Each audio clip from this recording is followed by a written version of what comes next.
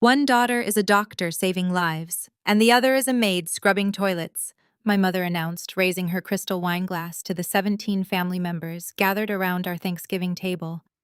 As the entire room erupted into laughter at my expense, I simply stood there holding a porcelain gravy boat. They had no idea that the maid they were mocking was about to dismantle their entire lives before the pumpkin pie was even served. I am Natalie, 35 years old, and for my entire life, I have been the designated punching bag of my family. Before I continue this story and tell you exactly how I silenced a room of 17 arrogant relatives, let me know where you are watching from in the comments below. Hit like and subscribe if you have ever had to smile through the pain of toxic family members who completely underestimated your worth. The sound of 17 people laughing at you in unison is something you never truly forget. It does not sound like joy. It sounds like a weapon. The laughter echoed off the vaulted ceilings of my parents' sprawling suburban Chicago home. It was Thanksgiving, the holiday supposedly dedicated to gratitude, but in my family, it was simply an annual performance of superiority. I stood at the head of the long oak dining table, the heavy silver platter burning my palms. I did not cry. I did not drop the gravy boat. I just observed them with cold and analytical precision. My mother, Brenda, was glowing at the head of the table, her designer silk blouse perfectly pressed. She held her glass high, waiting for the laughter to die down so she could deliver the punchline of my existence. Every successful family needs someone to clean up the messes, right? She added, her voice dripping with toxic sweetness. Aunt Diane giggled into her napkin, whispering something to Uncle Greg, who shook his head and looked at me with open pity. I stood perfectly still. The dining room of my parents' house was suffocatingly warm, smelling of roasted turkey, expensive sage stuffing, and bitter resentment. I looked down at the porcelain gravy boat in my hands. The heat seeped through the ceramic, warming my fingers, grounding me in reality. Crying was exactly what my mother wanted. It was the currency she traded in. Instead, I analyzed the room like a predator observing its prey. I looked at my sister, Samantha. She sat in the seat of honor next to my father, wearing a pristine white cashmere sweater that probably cost more than my first car. She had just become a licensed dermatologist, a fact my parents had mentioned approximately 40 times since I arrived. She was the golden child, the perfect investment. And me, I was the failure. Or so they thought. My business, Apex Estate Management, was not a maid service. We managed the private estate security protocols and luxury assets of tech billionaires and professional athletes across the country. But to my mother, because my business involved property upkeep, I was nothing more than a woman with a mop. I had stopped correcting her years ago. Letting them believe I was beneath them had become my greatest tactical advantage. Natalie, do not just stand there hovering like a ghost. My mother snapped, her tone shifting from performative sweetness to genuine irritation. Put the gravy down. And be a dear and wipe up that wine Jordan just spilled. You are the expert at that sort of thing after all. 35 years old and still scrubbing floors while your sister is out there literally saving lives. The casual cruelty of her words hung in the air. Saving lives. Samantha was going to be injecting Botox into wealthy housewives, not performing open-heart surgery, but in my mother's eyes, my sister was an untouchable saint. I walked over to the table and calmly set the gravy boat down in the center. I did not rush. I did not cower. I turned my attention to Jordan, my sister's husband. Jordan, my African-American brother-in-law, sat slouched in his chair, wearing a custom-tailored suit he definitely could not afford. He was an investment banker who loved to talk about his generational wealth, though I knew the truth about his finances. He looked at the dark red wine pooling on the polished oak table, then looked up at me with an arrogant smirk. "Yeah," Nat Jordan chuckled, sliding his empty bread plate toward me. "Clean that up and put it on my tab. I tip well." Samantha giggled, resting her head on his shoulder. My father Richard finally looked up from his carving knife, offering a low chuckle. They were all in on it. A united front of pure disrespect. I picked up a linen napkin. I folded it slowly and methodically, feeling the rough texture of the fabric against my skin. I placed it over the spilled wine, watching the dark red liquid soak into the pristine white cloth, spreading like a stain on a reputation. I stood up straight, smoothing down my dress, and looked Jordan dead in the eyes. The smirk on his face faltered for a fraction of a second as he met my gaze. My voice was calm, steady, and carried clearly over the quiet hum of the dining room. "I would put it on your tab, Jordan," I said, offering him a sharp and merciless smile. "But your credit cards have been declining all week, have they not?" The silence that followed was absolute. It was the kind of silence that sucks the oxygen completely out of a room. Aunt Diane stopped chewing. Uncle Greg froze with his fork halfway to his mouth. My mother's hand tightened around the stem of her wine glass so hard I thought the crystal might shatter into pieces. Jordan's face went rigid. The arrogant smirk vanished, replaced by a deep and defensive flush. "Excuse me?" He stammered, his voice suddenly lacking its usual booming confidence. "I do not know what you are talking about. It is a banking error at my wealth management firm. A temporary hold. Not that you would understand high-level capital." "A banking error," I repeated slowly, letting the words hang in the air for everyone to digest. "Right. The same banking error that got your luxury SUV repossessed on Tuesday afternoon, or a different one entirely." "Natalie, that is enough!" my father barked, slamming the handle of his carving knife down on the table.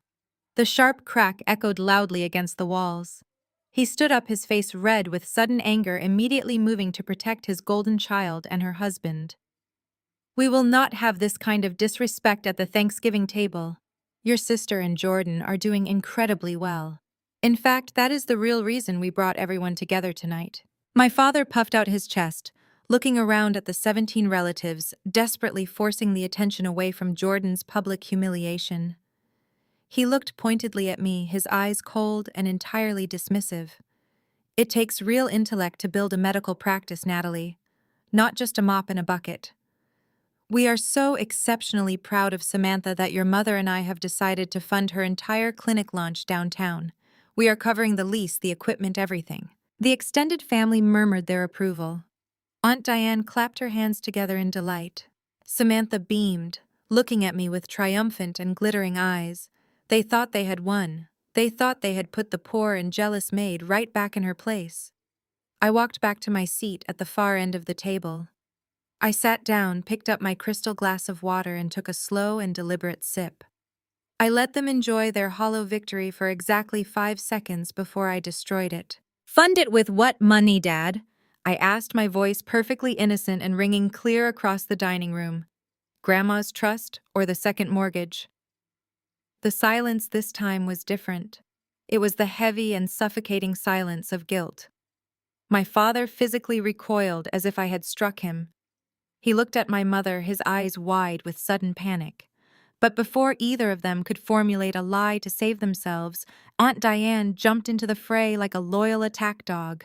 "Natalie, you are completely out of line!" Aunt Diane shrieked, her face turning an ugly shade of red.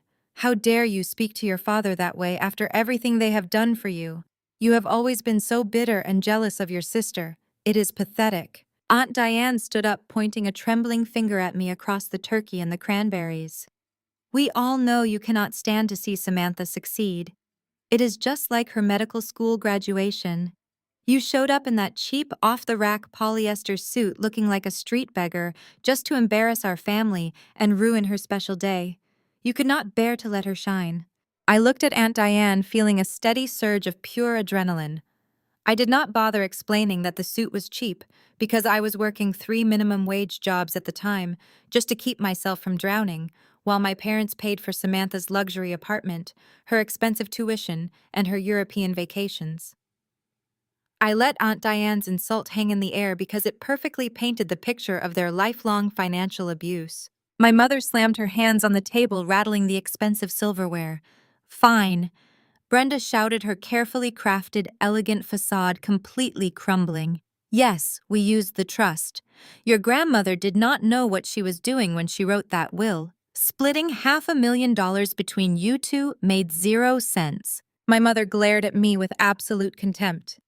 "Look at you, Natalie. You clean houses for a living. You wipe down baseboards and scrub toilets. What on earth do you need $250,000 for? Samantha is a doctor. She is building an empire. She needed the capital for her state-of-the-art medical lasers and her premium commercial lease. It was an investment in the family legacy. You would have just squandered it on God knows what. I nodded slowly, letting the confession settle over the room. She had just admitted to a massive financial crime in front of 17 witnesses, all because she genuinely believed I was too poor and too stupid to do anything about it. Jordan sneered, shaking his head. Do not look so surprised, Nat. That is how high-level capital works. Money goes to where it can generate the highest return on investment. It is basic economics. Not that I would expect a glorified maid to understand commercial asset allocation. You should just be grateful they even let you sit at this table. I smiled. It was a genuine and terrifying smile. I reached down to the floor, picked up my designer tote bag, and pulled out a sleek black leather folder.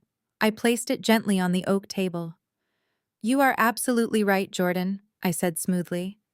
Money should go to where it generates the highest return. Let us talk about returns. I opened the folder and pulled out a pristine copy of Forbes magazine from last month. I slid it straight down the center of the table. It stopped right in front of my father. He looked down at the cover. Then he blinked, rubbed his eyes, and looked again. His jaw physically dropped. Take a good look at page 42. Dad, I instructed calmly, I do not clean houses. I have never cleaned a house in my life. My company, Apex Estate Management, provides comprehensive security and lifestyle infrastructure for tech billionaires, professional athletes, and top-tier celebrities. We manage private assets worth billions. And if you read the financial profile on that page, you will see my personal net worth is currently evaluated at $45 million. The dining room went so quiet you could hear the wind howling outside the windows. Aunt Diane sank back into her chair, her mouth opening and closing like a fish out of water. My mother stared at the magazine cover, her face draining of all color, until she looked entirely ghost-like. The narrative they had built their entire lives around the story of the successful golden child and the pathetic scrub woman had just been incinerated in less than a minute. Samantha was the first to break the silence. She snatched the magazine from our father and stared at my face on the glossy page. Her hands began to shake. This is fake, she stammered, her voice high-pitched and frantic. This is some kind of sick joke. You are a maid. You are just trying to ruin my night because you are jealous. So what if you have a glorified housekeeping business for rich people? I am a doctor. I have a premier clinic in the Crestview building. You cannot buy class Natalie. I let out a soft and genuine laugh. The Crestview building. Yes, let us discuss your magnificent commercial lease, Samantha. I reached back into my black leather folder and pulled out a thick stack of legal documents. I tossed them casually onto the table. I know all about your clinic, I told her, keeping my voice dangerously level. I know that you demanded a custom luxury build-out. I know that you insisted on Italian marble floors and imported glass partitions. You signed a completely predatory lease because you assumed Mom and Dad's stolen money would cover your overhead forever. You wanted to play the role of a wealthy business owner without actually doing the math. Samantha crossed her arms, trying to look defiant. How did you get my lease agreement? She demanded, her voice trembling. That is confidential. I will sue you for breaching my privacy. You cannot sue the building owner for looking at their own rental contracts, Samantha. 6 months ago, my holding company purchased the Crestview building. I am your landlord. I paused, watching the absolute horror wash over my sister's face as the reality of her situation set in. And speaking of that predatory lease, I continued checking my watch. You missed your very first rent payment of $25,000 yesterday. Because you proudly waived the grace period during your arrogant negotiations to look like a big shot, you are officially in default. Samantha stared at me, her perfectly manicured hands trembling as the reality of my words washed over her. Default. The word hung in the dining room like a thick fog. She looked down at the copy of the lease agreement I had tossed onto the table, her eyes darting over the clauses she had clearly never bothered to read.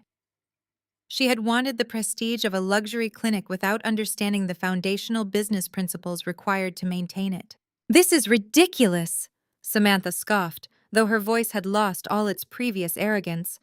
It was thin and wavering. "I am your sister. You cannot evict me over one missed payment. Dad, tell her she cannot do this. We are family." Before my father could even open his mouth to defend his golden child, Jordan stood up. He slammed both of his hands flat against the oak table, rattling the crystal wine glasses. He puffed out his chest, attempting to use his physical presence to intimidate me.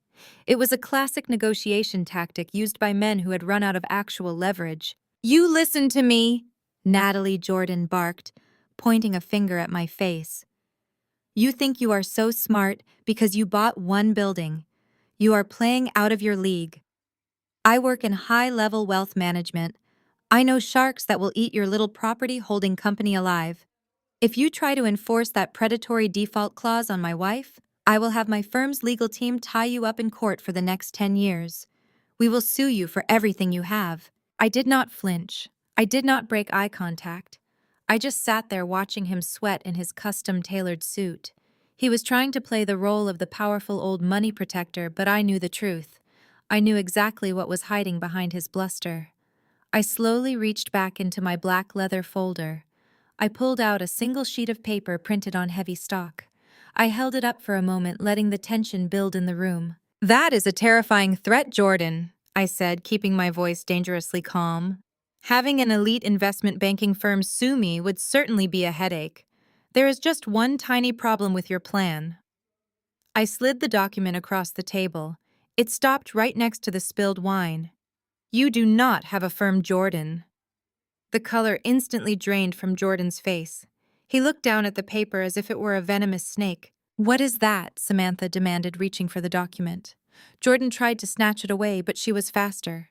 She pulled it toward her and began to read. "I will save you the trouble of translating the corporate jargon," Samantha, I offered smoothly. "That is Jordan's official termination letter. He was quietly fired from his wealth management firm 3 months ago for gross incompetence and mishandling client portfolios. He is not an investment banker anymore. He is entirely unemployed." The dining room erupted into a symphony of gasps. Aunt Diane pressed her hand to her chest. My mother let out a small, strangled cry. My father stared at Jordan, his face turning a dangerous shade of purple. "Jordan," my father growled, his voice low and threatening. "Is this true? Have you been lying to us this entire time?" Jordan stammered, backing away from the table. "Richard, I can explain. It was a political move at the office. They were threatened by my numbers. I was going to tell you, but I just needed a little time to secure a new position." Samantha was not listening to him. Her eyes were darting back and forth across the termination letter, trying to process the lie she had been living. "But wait," she whispered, her voice cracking. "If you have been unemployed for 3 months, how have we been paying for everything? How did you pay for the country club membership last week? How did you pay the lease on your Mercedes?" I leaned forward, resting my elbows on the table. "That is the million-dollar question, Samantha. Or rather, the $250,000 question." I pulled one final document from my folder. It was a printed bank statement. I tossed it down the table so it landed right on top of the lease agreement. "I told you that you missed your rent payment yesterday," I said, directing my words to my sister. "But did you actually check your business accounts to see why the transfer bounced?" "I did, because as your landlord, I required proof of funds during the initial lease signing. I know exactly how much money Mom and Dad illegally transferred into your clinic account from Grandma's trust." Samantha looked at the bank statement. Her eyes widened in absolute horror. The account balance printed at the bottom was 0. "The money is gone." Samantha choked out, tears finally spilling over her eyelashes and ruining her perfect makeup. "Mom and Dad gave me $250,000 to launch the clinic. It is all gone." She slowly turned her head to look at her husband. Jordan was sweating profusely, looking desperately at the front door as if calculating his chances of making a run for it. "You stole it!" Samantha screamed, her voice shattering the remaining silence in the room. "You drained my business account to pay for your cars and your golf trips. You stole the money. I sat back in my chair watching the implosion. It was a masterpiece of poetic justice. My parents had stolen my half of the inheritance to fund the golden child, and the golden child's husband had stolen all of it to fund his ego. They had cannibalized each other. This is a disaster, my mother wailed, burying her face in her hands. The clinic is ruined. The money is gone. Richard, do something. You have to fix this. My father looked like he was about to have a heart attack. He turned to me, his eyes wide and desperate. The arrogance that had defined his entire life was completely gone, replaced by raw panic. Natalie, my father pleaded, his voice cracking. You have to help us. You are a millionaire. You own the building. Just cancel the lease and give Samantha her deposit back. We can sell the medical equipment and try to recoup the losses. You have to bail us out. We are your family. I looked at the man who had spent 35 years making me feel like I was nothing. I looked at the mother who had introduced me as a maid just 20 minutes ago. I looked at the sister who had happily accepted my stolen inheritance. Help you, I repeated, letting out a short and humorless laugh. Dad, you really do not understand the situation you are in. I am not here to bail you out. I am here to collect. Collect what my father whispered, his voice trembling as he stared at me across the ruins of our Thanksgiving dinner. You already have millions. We have nothing left. I reached back into my bag one last time. The black leather folder was practically empty now, but the final pieces of paper I pulled out were the heaviest. I looked at my father, watching the man who had spent my entire life making me feel small suddenly shrink in his own dining chair. I am collecting what is legally mine, plus the penalty for your arrogance, I told him, keeping my voice perfectly level. Do you really think I did not know you were going to steal Grandma's trust? I knew the moment she passed away that you and Mom would try to drain my half to fund Samantha's lifestyle. That is why when the trust was originally finalized, my legal team added a specific misappropriation clause. I slid the heavy legal document down the table. It came to a stop right next to the gravy boat I had been holding just 30 minutes ago. If any party illegally liquidates or redirects the funds without mutual consent, they are legally liable for triple damages. You do not just owe me $250,000, Dad. You owe me $750,000. And because you transferred that money under false pretenses into a commercial business account, you committed wire fraud. My attorneys filed the lawsuit against both of you at exactly 9 o'clock this morning. My mother let out a loud, agonizing wail and buried her face in her hands. She was sobbing uncontrollably now, her perfect Thanksgiving completely destroyed. Aunt Diane and Uncle Greg slowly stood up from their chairs. They did not say a single word. They did not try to defend my parents or attack me anymore. They simply walked into the hallway, grabbed their coats from the closet, and quietly slipped out the front door, abandoning a sinking ship. Samantha was sitting perfectly still, staring blankly at the wall, as if her brain had simply stopped functioning. I pulled out a crisp white envelope and handed it directly to her. That is your formal 48-hour eviction notice, I told my sister. You have until Saturday night to clear your medical equipment out of my building. After that, the locks will be changed and anything left inside will be sold at auction to cover your unpaid rent. My father suddenly slammed his fist on the table, a final desperate attempt to reclaim his authority. His face was purple with rage and humiliation. You malicious, ungrateful brat, he screamed, spit flying from his lips. We gave you life. We raised you. And this is how you repay us. I am done with you. You hear me. I am disowning you completely. You are no longer my daughter and you are banished from this house forever. Get out of my home. I looked at him and let out a genuine hearty laugh. It echoed loudly in the tense room. His threat was the perfect setup for my final move. Disown me, I asked, smiling brightly. Dad, you have absolutely nothing left to disown me from. And as for kicking me out of this house, I think you might want to look at this last document. I pulled out a thick stack of papers stapled together with a blue legal backing.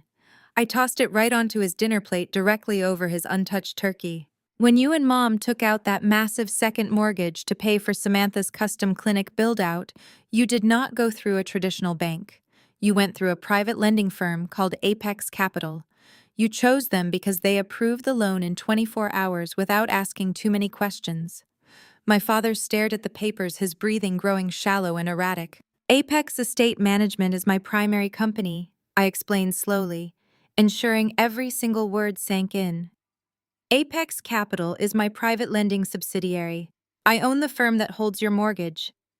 The silence that followed was absolute and suffocating. No one moved, no one spoke. The remaining guests sitting around the table looked like stone statues. You leveraged everything you had to give the golden child a head start. I continued, my voice echoing in the dead, quiet room. But you bet on the wrong horse. Because Jordan stole your investment and Samantha defaulted on her lease, you have no income to pay back this loan. When you officially default on this mortgage next Tuesday, I will foreclose. I own the clinic. I own the debt. And by next month, I will own the roof over your heads. I looked around the table one last time. The 17 people who had been laughing at me just an hour ago were now completely broken. The arrogant brother-in-law was exposed as an unemployed fraud. The golden child was bankrupt and facing eviction. And my narcissistic parents had lost their entire life savings, their reputation, and soon their home. I did not scream. I did not gloat. I simply packed my empty leather folder back into my designer tote bag and stood up. I reached into my wallet, pulled out a crisp $100 bill, and dropped it onto the table next to the spilled wine. For the cleaning tab, I said smoothly. I turned my back on them and walked out the front door into the crisp November air. I stepped into the back of my waiting chauffeur-driven Maybach, instructed my driver to take me back to the city, and poured myself a glass of vintage champagne from the car's mini fridge. 6 months have passed since that Thanksgiving dinner. Life has a funny way of sorting itself out. My parents were forced to sell their remaining assets and downsize to a tiny 2-bedroom apartment on the outskirts of the city. They still face a mountain of legal fees from my fraud lawsuit. Samantha and Jordan are going through a vicious, highly public divorce. Her clinic has been completely shuttered, and Jordan is currently under investigation for his previous financial mishandlings. As for me, I am standing on the balcony of my downtown penthouse, watching the city lights reflect off the river. I am no longer the family's scapegoat. I am the architect of my own empire. Cutting the toxic rot out of my life was the most painful but necessary thing I ever did. Sometimes you have to let the people who disrespect you burn in the fires they started themselves. If you made it to the end of this story, thank you for listening. Have you ever had to walk away from family members who completely underestimated you? Let me know how you found your freedom in the comments below. Remember, your worth is never defined by people who refuse to see your true value. Stay strong, keep building your empire, and never let anyone treat you like an option. The dining room exploded into absolute chaos. The collective gasp from the table was so loud it sounded like all the air had been sucked out of the room at once. My father physically recoiled, as if I had reached across the table and struck him across the face. He gripped the edge of the oak table so tightly, his knuckles turned completely white. My mother dropped her crystal wine glass. It did not shatter, but the dark red liquid splashed over the rim, staining the expensive lace tablecloth she had imported from Italy. Before my father could even formulate a lie to save himself, Aunt Diane jumped into the fray like a loyal attack dog defending its master. Aunt Diane had always been the loudest voice in our family, a woman who thrived on drama and positioned herself as the moral compass of the household, despite having no moral high ground of her own. She pushed her chair back so violently it scraped against the hardwood floor, a harsh sound that cut through the heavy tension. "Natalie, you are completely out of line and utterly disrespectful!" Aunt Diane shrieked, her face turning an ugly and mottled shade of red. Her voice echoed off the vaulted ceilings, sharp and grating. "How dare you speak to your father that way after everything they have done for you? You have always been so bitter and so deeply jealous of your sister. It is absolutely pathetic to watch." I did not flinch. I sat perfectly still, resting my hands in my lap, and let her scream. I knew this was coming. It was the family playbook. Whenever I pointed out a hard truth, they attacked my character to deflect from their own guilt. "You cannot stand to see Samantha succeed because you have made nothing of your own life." Aunt Diane continued, pointing a trembling finger at me across the roasted turkey and the untouched cranberry sauce. You are sitting here trying to ruin a beautiful family gathering just because you are a hateful and spiteful person. We all see right through you. We know exactly who you are." Uncle Greg sat next to her, nodding vigorously in agreement, his face tight with judgment. The rest of the extended family murmured their approval, a chorus of enablers rallying behind the loudest voice. Aunt Diane leaned forward, resting her hands on the table, her eyes narrowing as she prepared to deliver what she thought would be a devastating blow. "It is just like her medical school graduation," she announced to the entire room, making sure everyone was listening. "You remember that, do you not, Natalie?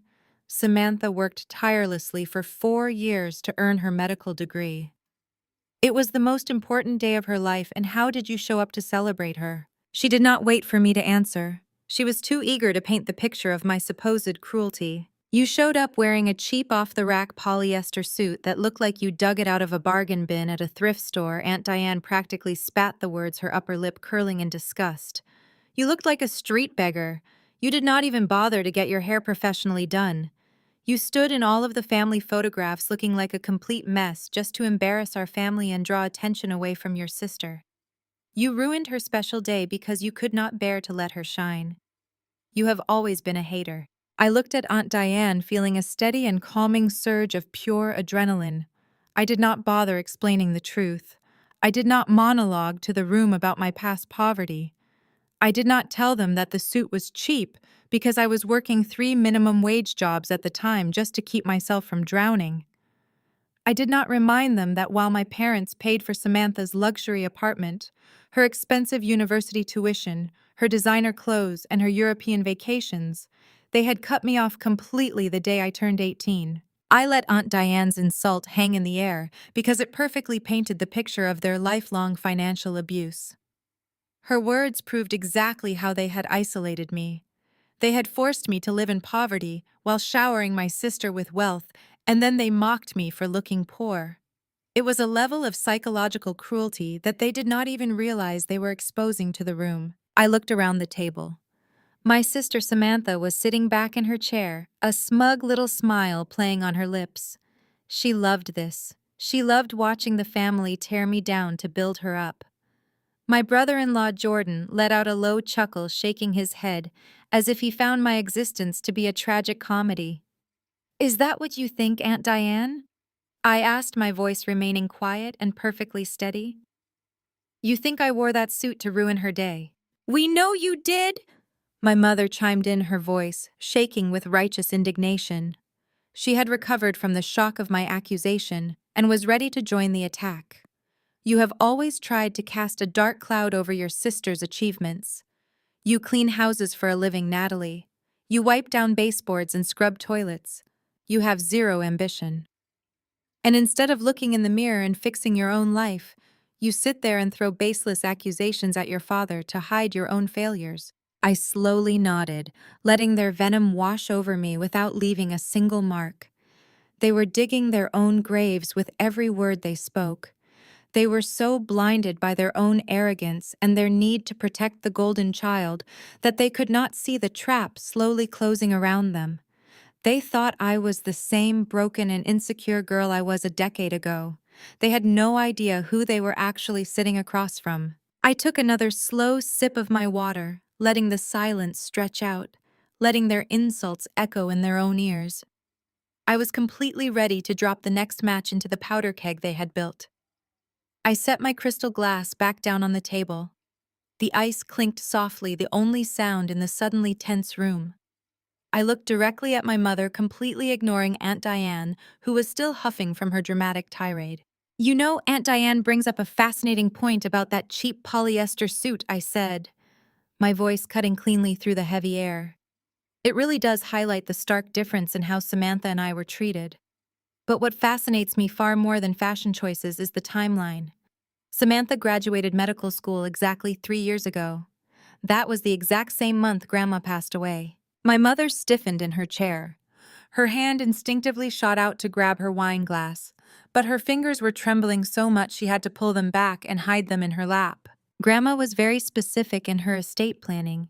I continued, leaning forward slightly to make sure every person at the table could hear me. Her trust was legally designed to remain locked until I reached my 35th birthday. At that point, the $500,000 she left behind was required to be split perfectly down the middle. 50-50, $250,000 for me and $250,000 for Samantha. My father shifted uncomfortably, his eyes darting toward the hallway as if looking for an escape route.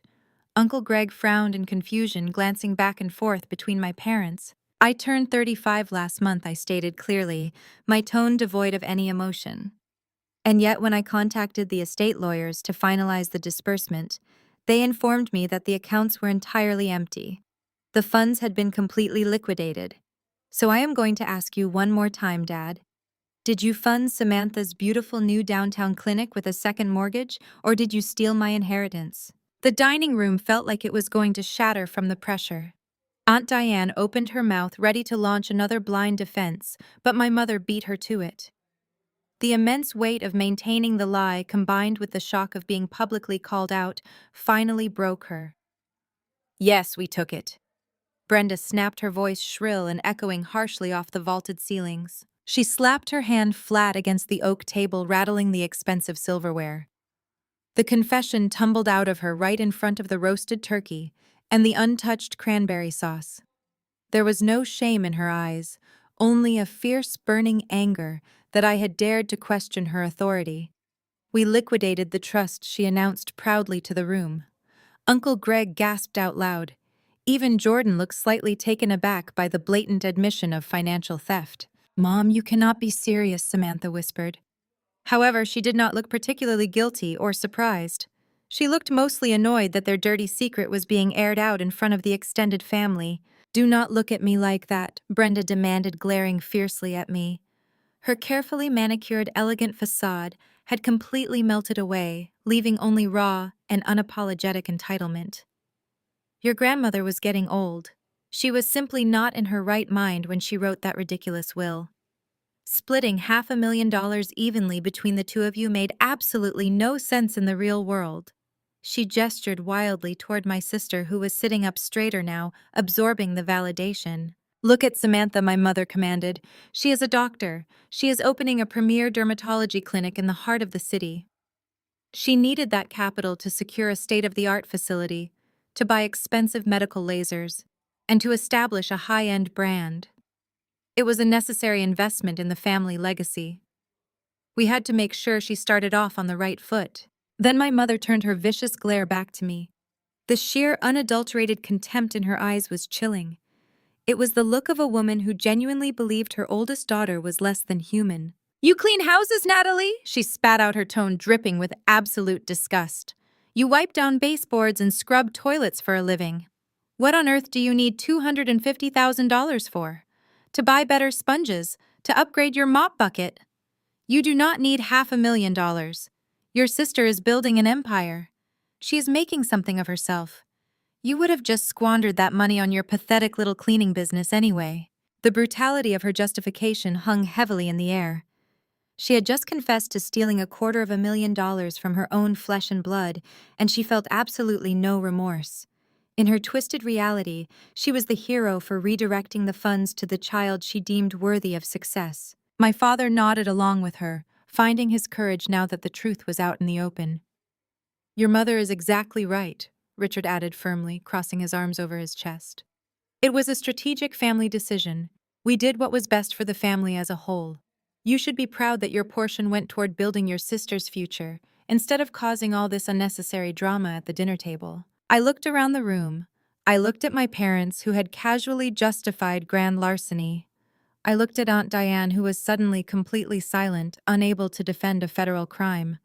I looked at Samantha, who had a smug and satisfied look on her face, entirely unbothered by the fact that her shiny new clinic was built on stolen money.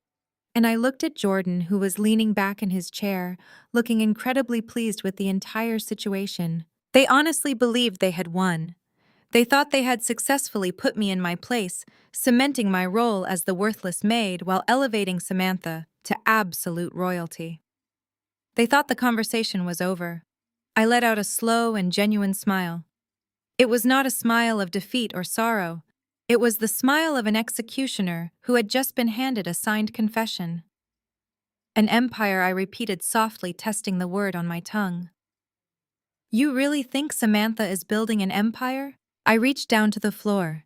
My fingers brushed the smooth, expensive leather of my designer tote bag. I unzipped the top compartment and reached inside, feeling the thick, heavy edges of the legal files waiting for me in the dark. I pulled the sleek black leather folder from my bag and set it squarely on the table. It landed with a heavy and satisfying thud that seemed to vibrate through the oak wood. The folder was thick, holding a considerable amount of weight, and embossed with a subtle gold foil emblem that none of them were close enough to read just yet. I rested my hands flat on top of it, taking a deep breath of the stifling dining room air. Before I could even unsnap the magnetic closure, Jordan let out a loud and theatrical sigh. He pushed his chair back, unbuttoned his suit jacket, and crossed his arms over his chest. He took on the posture of a weary professor forced to deal with a slow and stubborn student. Look, Natalie, let me stop you right there before you embarrass yourself further, Jordan said, his voice dripping with condescension. I know you are upset about the money. I understand that. But you are trying to step into an arena you know absolutely nothing about. You clean up messes for a living. You scrub houses. You do not understand how high-level capital works. He gestured to the dining table with a dismissive flick of his wrist, as if waving away my entire existence. What your parents did is standard wealth preservation. Jordan continued, using his loudest investment banker voice to make sure the entire room heard his brilliant analysis. It is all about maximizing return on investment.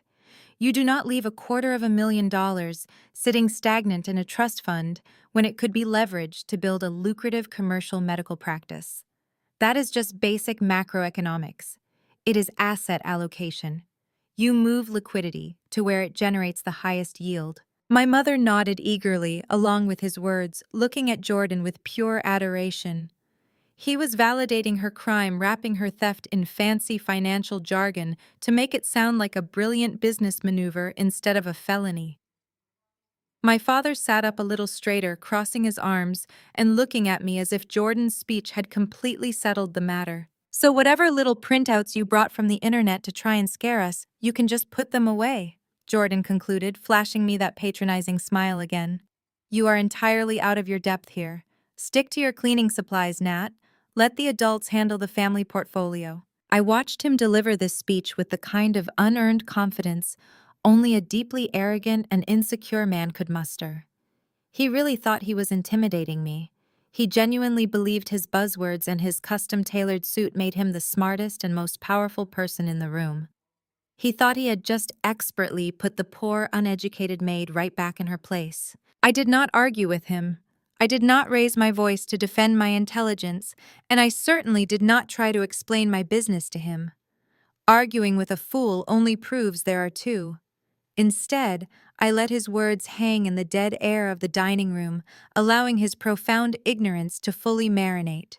I kept my eyes locked directly on his face as I slowly moved my hands to the edge of the leather folder. I unfastened the magnetic snap. The sharp click echoed clearly in the quiet room. I opened the folder and laid it flat against the table. Inside, sitting perfectly centered on top of a thick stack of legal briefs, property deeds, and bank statements, was a pristine and glossy magazine. It was not a legal document. It was not a printed email or a threat from a lawyer. It was the latest issue of Forbes magazine. I picked it up with 2 fingers. The cover was printed on high-quality stock, featuring a high-resolution photograph of a woman standing in a modern glass-walled boardroom overlooking the beautiful Chicago skyline.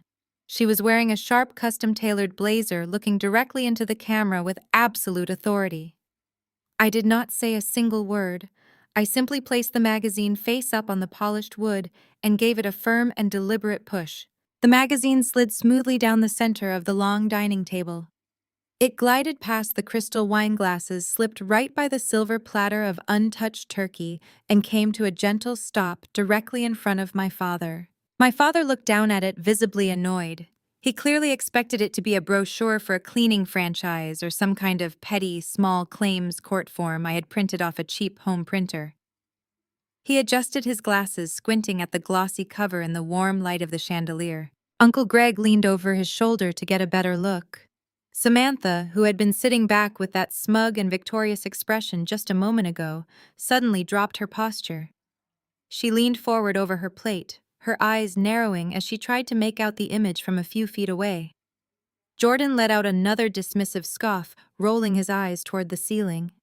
"What is this?" he sneered. "Are you showing us your vision board? Do you want to clean offices for billionaires now?" I kept my hands folded neatly on the table. I looked right past my parents and focused my gaze entirely on Jordan. My expression was completely unbothered, cold, and calculated. "Why do you not take a closer look, Jordan?" I suggested quietly, my voice slicing through his arrogance like a razor blade. "And since you are the resident expert on high-level capital and asset allocation, maybe you can read the headline on that cover out loud for the rest of the table." Jordan stared at the glossy cover, his arrogant smirk entirely melting away. He did not reach for the magazine. His hands remained frozen near his plate, hovering over the fine china, as if the paper itself might burn him. So my father reached out instead.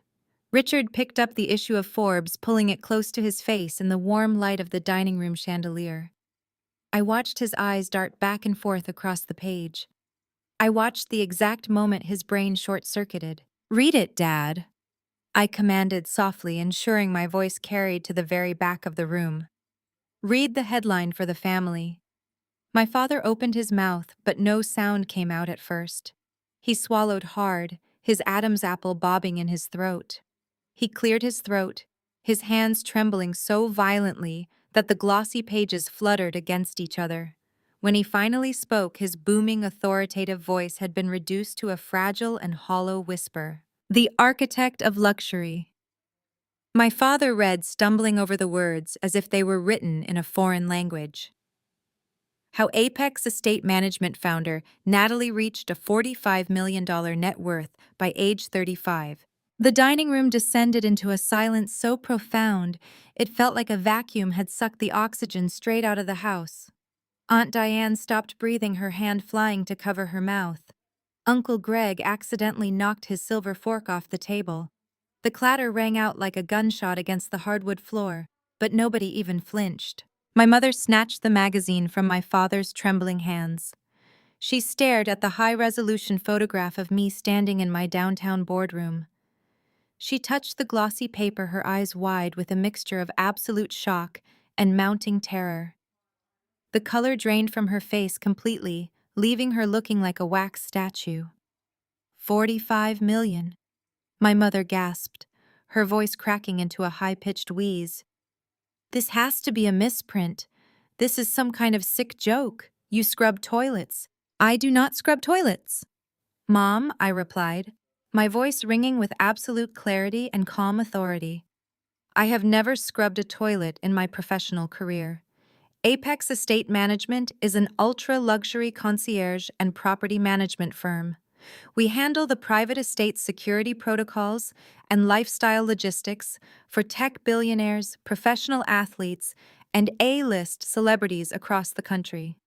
When a CEO needs a secure compound staffed with private chefs, security details, and estate managers, they call me. I own the company. I built it from the ground up while you were busy buying Samantha designer handbags and paying for her European vacations." I leaned back in my chair, watching the reality crash over them like a tidal wave.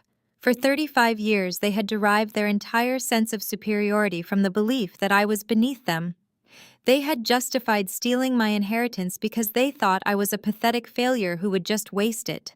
You see, the problem with treating someone like a peasant is that you never notice when they become a queen. I told them, locking eyes directly with my mother. You assumed I was poor because I did not show up to Thanksgiving in a leased Mercedes like Jordan. You assumed I was struggling because I did not demand you pay my rent like Samantha. I stayed quiet. I built my empire in silence while you all loudly celebrated mediocrity. I turned my gaze to Jordan. He was staring at me as if I had just grown a second head. All of his previous talk about high-level capital and asset allocation had completely evaporated. He was a man drowning in debt, sitting in a suit he could not afford, trying to lecture a self-made multimillionaire about macroeconomics. The supreme irony of the situation was visibly suffocating him. He slumped back in his chair, completely speechless. My father took off his glasses, rubbing his face with shaking hands. The realization of what he had done was finally starting to penetrate his thick skull. Natalie. My father started, his tone completely shifting from aggressive to pleading. If you have this kind of money, why did you not tell us? Why did you let us worry about you? Worry about me, I repeated, letting out a sharp and humorless laugh that made my mother flinch. You did not worry about me, Dad. You used me as a punchline. You introduced me as the maid tonight in front of 17 people. You stole $250,000 from my trust fund. You risked federal prison to steal what amounts to less than a fraction of my yearly tax bill. You did not want me to be successful. You needed me to be a failure so your precious golden child could look better by comparison. Samantha, who had been uncharacteristically quiet since the magazine landed on the table, suddenly slammed her hand down on the oak wood. Her face was flushed with bright red anger, her perfectly styled blonde hair trembling as she glared at me. The illusion of her superiority was crumbling, and she was desperate to hold on to it. This is completely fake, Samantha shouted, pointing an accusing finger at the Forbes cover. Anyone can pay a publicist to get them into a magazine. You are just trying to steal my spotlight again. So what if you have a little business managing houses for rich people? You are still just a glorified housekeeper. You do not save lives. You do not have a medical degree. I am a licensed doctor with a premier clinic in the Crestview building. You cannot buy the kind of prestige I have, Natalie. I looked at my sister, watching her desperately cling to the last remaining shreds of her manufactured identity. She was trying so hard to maintain the illusion that she was still above me, using her new clinic as her ultimate shield. I smiled. It was the calmest, coldest smile I had ever given her. The Crestview building, I said softly, nodding my head in acknowledgement. Yes, let us discuss your magnificent commercial lease, Samantha. Samantha crossed her arms tightly over her cashmere sweater, her perfectly manicured nails digging into the soft fabric. She lifted her chin, trying to look down her nose at me, even though we were sitting at the exact same table. I do not care about your little magazine feature, Natalie, she sneered, her voice trembling slightly, despite her attempt to sound authoritative. You can call it whatever fancy name you want. Apex Estate, whatever. It is still just glorified housekeeping. You are managing other people's properties. You do not actually own anything of real value. You are the help. I sat there and let her dig her hole deeper. The rest of the family remained entirely silent, watching the two of us like spectators at a gladiator match. My father was still sweating profusely, and my mother was staring blankly at the Forbes cover, as if it held the secrets of the universe. I am a doctor. Samantha continued, her voice growing louder and more desperate as she tried to convince the room and perhaps herself of her supreme importance. I have a medical degree. I save lives, and my new clinic is located in the Crestview building. Do you even know what the Crestview building is, Natalie? It is the most prestigious commercial real estate in downtown Chicago. They do not just let anyone rent space there. You have to be thoroughly vetted. You have to have a proven track record of excellence and top-tier financial backing. My clinic is going to be the premier dermatology destination in the entire state. She looked around the table, desperately seeking the usual chorus of approval from our parents and Aunt Diane. But no one said a single word. The cheering squad had been completely neutralized by the revelation of my net worth and their own exposed crimes. Samantha turned her glare back to me, her chest heaving. You could work for the next 50 years and you would never be able to step foot in a building like that unless you were there to mop the lobby floors. That is the difference between us. I am building a legacy. You are just polishing other people's silver. I nodded slowly, absorbing her desperate insults without a single ounce of anger. When you have $45 million in the bank, the petty insults of a bankrupt dermatologist simply do not register. The Crestview building is indeed a magnificent piece of architecture, I agreed, keeping my voice perfectly even and entirely devoid of malice. It has a beautiful Art Deco lobby, excellent foot traffic, and some of the most rigorous tenant vetting protocols in the Midwest. You are absolutely right about that, Samantha. I reached back into my designer tote bag. My fingers bypassed the glossy magazines and the general financial statements, finding the thick and heavily stapled legal document I had prepared specifically for this moment. I pulled it out and placed it gently on the oak dining table. Which is why I found it absolutely fascinating to read the specific terms of your commercial lease agreement, I said, sliding the document exactly 2 inches toward her. Samantha froze. Her eyes darted down to the thick stack of papers. The top page featured the bold, unmistakable logo of the Crestview Building Management Company, right above her own full legal name and the signature she had so proudly penned just 4 weeks ago. "How do you have that?" Samantha demanded, her voice dropping to a panicked whisper. "That is a confidential legal contract. You cannot just have a copy of my lease. That is illegal. I will have Jordan call his lawyers right now and sue you for corporate espionage." I glanced over at Jordan. He was still staring blankly at the wall, completely paralyzed by the earlier revelation of his own unemployment and fraud. He was not calling any lawyers. He was likely trying to figure out how to avoid federal prison. "I did not need to commit corporate espionage to get a copy of your lease." "Samantha," I told her, tapping my index finger against the top page of the contract. "I simply asked the property manager to print it out for me from the central filing system." I flipped open the first page, ignoring her panicked stammering. I read the clauses out loud, making sure my father and mother could hear exactly how their stolen money was being spent. "You demanded a 10-year term with 0 early termination options." I read smoothly, tracing the lines with my finger. "You insisted on a premium custom build-out, Italian marble flooring in the reception area, imported soundproof glass partitions for the consultation rooms, custom ambient lighting systems. You even demanded a private elevator access keycard, which costs an additional $3,000 a month just in maintenance fees." My father let out a sharp, ragged breath. He had stolen my inheritance to give her a head start, and she was blowing it on vanity projects to stroke her own ego. He looked at his golden child with a sudden dawning realization of her sheer financial incompetence. "You signed a completely predatory lease." "Samantha?" I continued, looking up from the paper to meet her terrified eyes. "You agreed to an astronomically high price per square foot because you wanted the prestige of the address more than you wanted a functional business model. You waived the standard grace period for late payments just to prove to the leasing agent that you had unlimited capital. You acted like a billionaire playing with house money, because in your mind you were. You thought Mom and Dad's stolen trust fund would cover your overhead indefinitely. You had no intention of actually running a profitable business," I said, my voice cutting through the silent room like a scalpel. "You just wanted the title.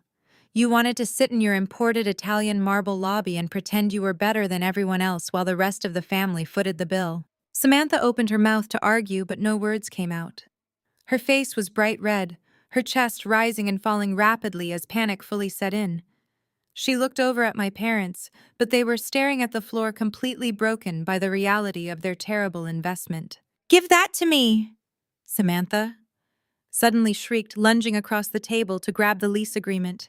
She knocked over her water glass in the process, sending a wave of ice water soaking into the expensive lace tablecloth right next to the wine Jordan had spilled earlier. I did not try to stop her. I let her snatch the papers from the table. She clutched them to her chest, as if holding them tightly enough would somehow change the ink on the page. "You have absolutely no right to look at my private business documents," she yelled, tears of humiliation finally springing to her eyes. "I do not care who you know at the management office. I am going to report them. I am going to have the property manager fired for giving a glorified maid my confidential files. You are nobody, Natalie. You cannot just waltz into the Crestview building and demand to see tenant contracts." I sat back in my chair and rested my hands neatly in my lap. I looked at my sister, watching the golden child completely unravel in real time. She was clinging so desperately to the illusion of her superiority, using the concrete walls of that expensive downtown building as her final fortress against the truth. It was finally time to tear that fortress down to the ground. "Let us clarify something right now, Samantha." I said, my voice steady and vibrating with absolute authority. I did not ask the property manager for a favor. I did not sneak into the filing room to steal your documents. I have access to every single tenant contract in that building because my holding company finalized the purchase of the Crestview building exactly 6 months ago. I let that sentence drop like a bomb in the center of the dining table. I watched her perfectly manicured hands loosen their death grip on the lease agreement. The heavy stack of papers slipped from her trembling fingers and scattered across the red wine-stained lace tablecloth. I am not just someone who manages properties for wealthy people, I told her, leaning forward, so she was forced to look at the absolute certainty in my eyes. I am the wealthy person. I own the concrete walls of your fortress. I own the imported marble lobby you love so much. I am your landlord, Samantha. My father let out a sound that was half gasp and half groan. He took off his wire-rimmed glasses, aggressively rubbing his eyes as if he were trying to wake himself up from a terrible nightmare. You bought a 50-story commercial skyscraper, he whispered, staring at me as if I had just morphed into an alien species right in front of him. It was a strategic portfolio diversification, Dad, I replied, echoing the exact phrasing Jordan had used earlier in the evening. Asset allocation, moving liquidity to where it generates the highest yield. Jordan flinched at the sound of his own pretentious buzzwords being used against him. He sank even lower in his heavy wooden chair, avoiding eye contact with everyone in the room, wishing he could simply turn invisible. Samantha shook her head wildly, her blonde hair falling out of its perfect styling and hanging in her face. No, she denied, her voice cracking under the weight of her panic. No, that is impossible. You cannot be the owner. I met the owner's representatives. The management company is called Crestview Holdings, which is a subsidiary of Apex Estate Management. I corrected smoothly, watching the last flicker of hope die in her eyes. Did you really think I would put my own personal name on the corporate LLC? If you had bothered to hire a competent commercial real estate attorney instead of rushing to sign the lease just so you could brag about it on your social media accounts, they would have easily caught the corporate structuring. But you did not do that. You just wanted the shiny keys to your fake empire as fast as possible. I pointed to the scattered lease papers on the table. I watched you sign that contract from behind the scenes, Samantha. I saw every ridiculous demand you made. You signed an ironclad agreement demanding hundreds of thousands of dollars in custom renovations. You agreed to assume all financial liability for the luxury build-out. You did this because you thought Mom and Dad would just keep funneling you cash. You thought my stolen inheritance would act as your personal piggy bank forever. My mother let out a quiet, pathetic sob. She pressed her linen napkin to her mouth, tears ruining her perfectly applied makeup. She knew the money was gone. She knew they had drained their accounts and committed a federal crime to give Samantha her dream, and now that dream was entirely owned and controlled by the daughter she had just publicly introduced as a maid. You thought you were invincible, I continued, keeping my focus locked entirely on my sister. You wanted to play the role of the elite downtown doctor. You wanted the private elevator access and the soundproof glass partitions to make yourself feel important. You wanted everyone to look at you and see massive success. But you never actually did the math. You never factored in the reality of running a legitimate business. Samantha was hyperventilating now, taking short and shallow breaths. She looked frantically at our parents, silently begging them to fix this, to wave a magic wand, and make the scary consequences go away, just like they had done her entire life. But Richard and Brenda were completely powerless. They were financially broken and legally trapped. They could not save her this time, or this. But you have to give me a discount. Samantha suddenly blurted out, her tone shifting from aggressive denial to pathetic begging. You are my sister. You own the building, so you can just waive the build-out fees. You can lower the rent. You have to help me, Natalie. If I lose that space, I lose everything I have worked for. I let out a soft and humorless laugh. It was incredible how quickly her arrogant demands turned into desperate pleas for charity the moment she realized I held all the cards. I am running a multi-million-dollar real estate portfolio, Samantha, I said coldly. I am not running a charity for entitled relatives who steal from me. You signed a legally binding commercial contract. The terms are entirely non-negotiable. I checked my watch, a subtle flex of the custom timepiece I had bought for myself after closing the Crestview deal. The gold caught the warm light of the dining room chandelier. And speaking of those non-negotiable terms, I said, dropping my voice an octave, so the quiet threat resonated perfectly in the dead silent room. I believe we need to discuss your current account standing. Samantha froze, her tear-filled eyes widening in sheer terror. What do you mean? She choked out. I smiled at her. It was a cold, calculated, and absolute victory. By the way, Samantha, you missed your very first rent payment yesterday, I announced clearly. And because you so arrogantly waived the standard 15-day grace period during your negotiations, just to prove to my broker that you were a high roller with unlimited funds, you have absolutely no safety net. You are officially in default. Samantha sat frozen in her chair, her mouth slightly open, the word default echoing repeatedly in her ears. She looked up at her husband, silently begging him to do something, anything, to save her from the terrifying reality of her own terrible decisions. She had built her entire identity around this clinic, and in less than 5 minutes, I had completely dismantled it. Jordan finally snapped out of his paralyzed state. He realized that if he did not intervene, his carefully constructed image as the powerful and wealthy protector would be permanently destroyed. He pushed his heavy wooden dining chair back with a loud screech against the polished floorboards. He stood up to his full height, slamming both of his large hands flat onto the oak table. The impact rattled the fine china, causing the crystal wine glasses to violently shake, and a silver serving spoon to clatter onto the floor. "You have gone entirely too far this time," Natalie Jordan barked, his voice booming aggressively through the dining room. He puffed out his chest, leaning forward over the roasted turkey, as if his sheer physical size would somehow frighten me into submission. He unbuttoned his expensive suit jacket, adjusting his silk tie in a frantic attempt to look composed. "You think you are so incredibly smart, do you not? You think because you stumbled into some lucky investments and bought one commercial property that you are suddenly playing in the big leagues. Let me tell you exactly how this is going to go down. You are not going to evict my wife. You are not going to collect a single dime of late fees. And you are certainly not going to threaten this family." I did not stand up. I did not raise my voice.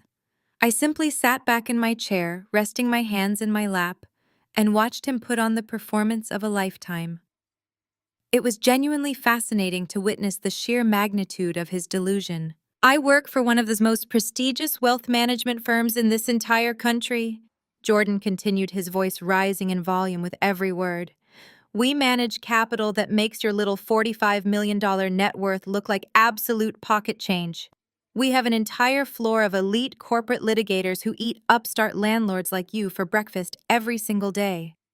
If you try to enforce that predatory default clause against Samantha, I will personally have my firm sue you into oblivion." He pointed a thick finger directly at my face, a vein bulging visibly in his forehead. "We will file endless injunctions. We will tie your holding company up in federal court until you are bleeding cash from the legal fees alone. We will sue you for predatory leasing practices, for corporate harassment, and for emotional distress. We will bury you in so much paperwork you will not be able to breathe." My father nodded along eagerly, looking desperately relieved that Jordan was stepping up to put me back in my place. My mother wiped her tears with her linen napkin, her eyes darting between Jordan's broad shoulders and my entirely calm face. They were clinging to his empty threats like life preservers on a sinking ship, desperate to believe that the powerful man in the custom suit could magically make the scary consequences disappear. "You do not understand how real power works in this city," Jordan sneered, leaning even further across the table. "You are new money, Natalie. You are a glorified housekeeper who got lucky. I come from old money. I come from generational wealth. I play golf with the federal judges in this district. I have lunch with the zoning commissioners. My family has connections that run deep into the very foundation of Chicago. When old money goes to war with new money, the new money always loses." Aunt Diane, who had been completely silenced by my earlier revelations, suddenly found a tiny spark of courage in Jordan's aggressive posturing. She murmured an agreement under her breath, crossing her arms and nodding firmly. See, your father gets it? Jordan smirked, glancing at Richard, before turning his furious gaze back to me. This is a man's world, Natalie. Commercial real estate and corporate finance are not games for little girls who want to play boss. You made a cute little business for yourself, but you are swimming with sharks now. You need to formally rip up that eviction notice right here, right now, because if you do not, I swear to God, I will make it my personal mission to bankrupt you. He was sweating profusely now, a thin layer of moisture shining on his forehead, under the warm light of the chandelier, yet he continued to shout his threats as if sheer volume could turn his lies into reality. I will completely ruin your professional reputation. Jordan demanded, his face turning a deep and mottled shade of crimson when he realized I was not cowering in fear. I will make sure your little concierge business loses every single high-profile client you have. I will call my contacts at Forbes and tell them what a fraud you actually are. By the time my legal team is done destroying your life, you will be begging to scrub toilets again just to make ends meet. He stood there, his chest heaving, waiting for me to break. He waited for the tears, the apologies, or the panic that he was so accustomed to extracting from the people around him. He genuinely believed his performance had terrified me. He thought the mention of his elite firm and his powerful legal connections had forced me into a corner, but I gave him absolutely nothing. I let his loud, aggressive threats hit the solid brick wall of my silence and shatter into tiny pieces. True wealth does not need to scream across a Thanksgiving table. True power does not need to throw tantrums over roasted turkey. I reached out and slowly picked up my crystal glass of water. I took a calm and deliberate sip, letting the agonizing silence stretch out for several long seconds. I set the glass back down on the lace tablecloth, watching the condensation leave a small ring next to the spilled red wine. I looked up at Jordan, meeting his furious and desperate gaze with eyes as cold as ice. Are you entirely finished speaking now? I asked him, my voice perfectly steady and quiet enough to force the entire room to lean in to hear me.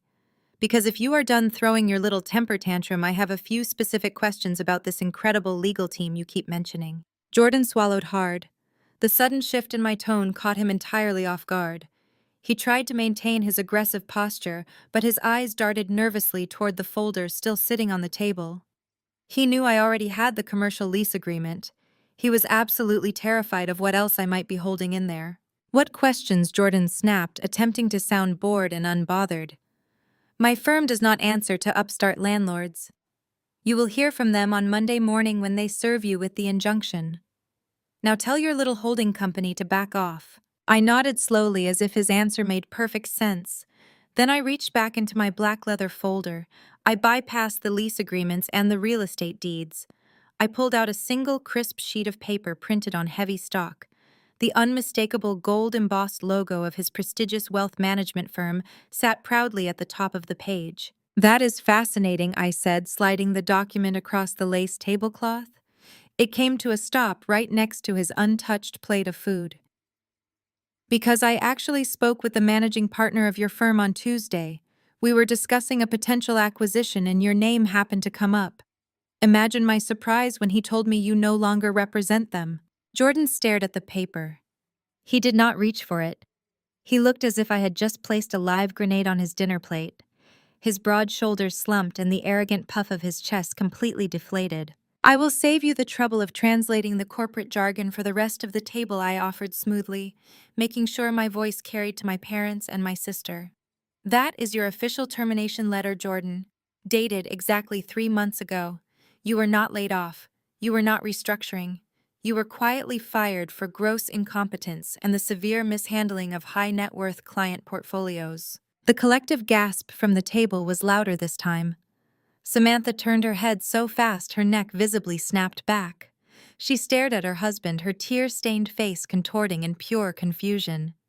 Jordan, what is she talking about? Samantha demanded, her voice rising in panic. Tell her she is lying. Tell her you still work there. Jordan opened his mouth, but only a pathetic stammer came out. He backed away from the table, bumping into the wall behind him. The booming, confident investment banker from 3 minutes ago had completely vanished. He looked like a terrified little boy caught in a massive lie. He cannot tell you he still works there because his security badge was deactivated 90 days ago. I told my sister, delivering the cold, hard facts without a shred of sympathy. He has been leaving the house every morning in a custom suit to go sit in a coffee shop, pretending to be a master of the universe, while frantically ignoring calls from debt collectors. I turned my attention back to Jordan, stripping away the very last layer of his fabricated identity. You loved throwing that old money phrase around tonight, did you not? You wanted everyone to believe you were untouchable. But true old money does not lease a Mercedes-Benz at a 20% interest rate. True old money does not beg the zoning commissioner for a country club discount. You are broke, Jordan. You are drowning in so much consumer debt that you cannot even qualify for a basic credit card anymore. I explained to the room exactly how deep his financial hole truly was. He had taken out massive personal loans to maintain the appearance of wealth. He was paying for his expensive steak dinners and designer watches with money he simply did not have. He had built a fragile house of cards, and the wind had finally blown it down. Aunt Diane, who had been completely silent during this exchange, finally spoke up.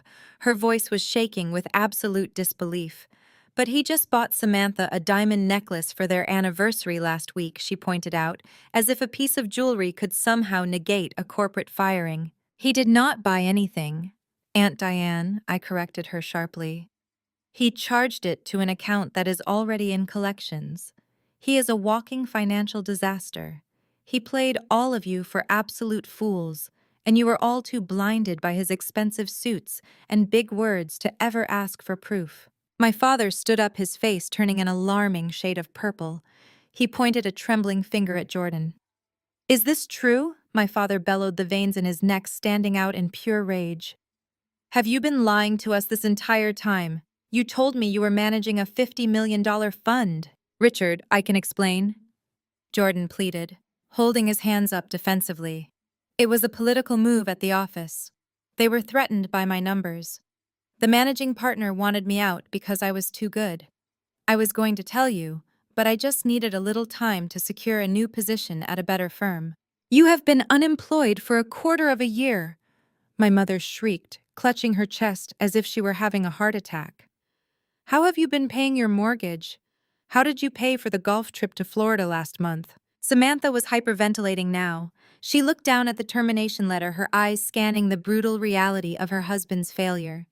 The illusion of her perfect marriage to a wealthy executive was shattering into a million sharp pieces right in front of her. She had built her entire sense of superiority around his supposed wealth and status. She had mocked me for being a maid while her own husband was an unemployed fraud. "Wait," Samantha whispered, her voice cracking as a terrifying new realization washed over her. She looked up at Jordan, her eyes wide with mounting horror. "If you have not had a paycheck in 3 months, how have we been paying for everything? How did you pay the decorators for the clinic lobby? How did you cover the country club dues?" Jordan looked like an animal caught in a trap. He darted his eyes toward the front door, clearly calculating his chances of simply running away from the disaster he had created. He tugged at his silk tie as if it were suddenly choking him. "Sam, baby, listen to me," Jordan stammered, taking a step toward her. "I took care of it. I moved some things around. It was just a temporary cash flow issue. I was going to replace everything as soon as my new job started." I sat back in my chair watching the implosion of the golden couple. It was a masterpiece of poetic justice. They had spent years looking down on me, treating me like dirt on their expensive shoes, completely unaware that their entire life was built on a foundation of lies and unpaid bills. "Temporary cash flow issue," I repeated, letting out a short and humorless laugh that echoed loudly in the tense room. "That is a very creative way to describe grand larceny." Samantha froze. She slowly turned her head away from Jordan and looked at me. "What do you mean?" she asked, her voice barely a breath. I reached back into my black leather folder for the final time. "I mean that the million-dollar question is not how he paid for his golf trips, Samantha. Or rather, the $250,000 question." Samantha stared at me, her chest rising and falling in rapid and shallow breaths. The confusion in her eyes was rapidly giving way to a deep and primal dread. She did not want to ask the next question, but the suffocating silence in the dining room demanded it. She looked down at the commercial lease agreement she was still clutching, then slowly lifted her gaze back to my face. What? $250,000 question, Samantha asked, her voice barely a whisper, as if speaking too loudly might make the nightmare real. I reached into the leather folder one last time. I pulled out a thick document printed on crisp white paper. The logo of Samantha's commercial bank was stamped clearly across the top right corner. When a tenant defaults on a premium commercial lease at the Crestview building, my financial team immediately pulls the business credit reports and banking activity tied to the guarantor, I explained smoothly. It is standard operating procedure to assess whether the tenant is simply late on a payment or completely insolvent. Because you listed Jordan as the chief financial officer of your new medical LLC, his financial footprint was inextricably linked to yours. I slid the stack of bank statements across the lace tablecloth. It glided over the spilled red wine, coming to a dead stop directly in front of my sister. Take a look at your clinic operating account, Samantha, I instructed calmly. Take a very close look at the withdrawal history over the last 90 days. Samantha hesitated. Her hands were shaking so violently that when she finally reached for the paper, the pages rustled loudly in the quiet room. She looked down at the first page. Her eyes scanned the numbers darting back and forth across the columns of withdrawals and wire transfers. I did not need to see the paper to know exactly what was written on it. I had memorized the line items the moment my accounting team handed it to me. You see, Mom and Dad transferred exactly $250,000 of my stolen inheritance into that account on the 1st of September. I announced to the room, making sure my parents heard every single word. They thought they were giving you the ultimate head start. But Jordan realized he suddenly had access to $250,000 in untraceable liquid cash. And since he had just lost his job and his six-figure income, he decided to use your new clinic as his own personal piggy bank. No, Samantha choked out, flipping frantically to the second page. No, this cannot be right. These numbers are wrong. They are perfectly accurate, I replied coldly. Look at the transfer on September 12th. $40,000 wired directly to a luxury auto dealership to pay off the remaining lease on his Mercedes-Benz. Look at October 3rd. $15,000 paid to the Highland Country Club to cover his past due membership fees so he could keep playing golf and pretending to be a master of the universe. Jordan was backing away from the table, his face completely pale, sweat pouring down his temples. He looked like a cornered rat, desperately looking for a hole to crawl into. And my personal favorite is the series of wire transfers made just last week. I continued, my voice sharp and relentless. Over $80,000 funneled into various high-interest personal credit card accounts. He used the clinic funds to pay off the massive debt he accrued buying expensive dinners, tailored suits, and diamond anniversary necklaces that he could not actually afford. Samantha reached the final page of the statement. She stared at the bold number printed at the very bottom of the sheet. She stared at it for a long, agonizing moment before letting out a sound that I had never heard a human being make before. It was a guttural, animalistic wail of pure agony and absolute betrayal. "It is gone!" Samantha screamed, her voice tearing through the dining room like a siren. She slammed her fists down on the table, rattling the expensive plates and silverware. "It is all gone. The account balance is zero." My mother let out a loud gasp and buried her face in her hands, sobbing uncontrollably. My father collapsed back into his chair, looking as though he had just been physically struck in the chest. They had risked everything. They had drained their own mother's trust, committed a massive financial crime, and destroyed their relationship with their oldest daughter, all to secure Samantha's future. And now they realized that every single penny of that stolen money had been set on fire by the man sitting across from them. "You stole it!" Samantha shrieked, turning her furious and tear-streaked face toward Jordan. "You drained my business account. You ruined my clinic before it even opened." "Sam, please, you have to listen to me," Jordan begged, holding his hands up in a pathetic gesture of surrender. "I was going to pay it back. I swear to you, I was just borrowing it to keep our lifestyle afloat while I found a new executive position. If people knew I was broke, I would never get hired again. I did it for us. I did it to protect our image." You did it to protect your fragile ego. I corrected him sharply, refusing to let him spin his pathetic narrative. You are a fraud, Jordan. You took the money my parents illegally funded and you stole it. You literally stole the stolen money. It is the most beautiful display of poetic justice I have ever witnessed in my entire life. Aunt Diane and Uncle Greg sat frozen in their chairs, their eyes wide with shock. The people who had been so eager to defend my parents and attack me just an hour ago were now entirely mute. They were witnessing a level of financial ruin and moral bankruptcy that they simply could not comprehend. Uncle Greg slowly put his napkin down on the table, looking incredibly uncomfortable, clearly wishing he had stayed home. "You ruined me!" Samantha sobbed completely, ignoring the rest of the room and lunging toward her husband. She grabbed the lapels of his custom suit, shaking him violently. "I have no money. I have no clinic. I am going to be evicted." Jordan tried to gently peel her hands off his suit, looking terrified of his own wife. "Baby, calm down, we can fix this. We can ask your parents for a loan. We can take out another mortgage on their house."